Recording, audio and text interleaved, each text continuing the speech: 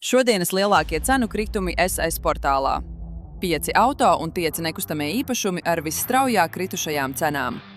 Hyundai Sonata 2008. gads – mīnus 54%. Nissan Qashqai 2012. gads – mīnus 53%.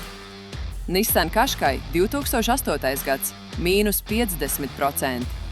Ford Kuga 2013. gads – mīnus 49%. Chevrolet Captiva 2008. gads – mīnus 45%. Tagad nekustamie īpašumi. Vecāki – mīnus 39%. Kocēnu pagasts – mīnus 38%. Šampēteres Pleskudāle – mīnus 38%.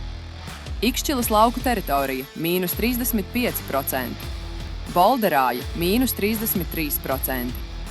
Vairāk cenu kritumu katru dienu. Cenu mednieks – saita profilā.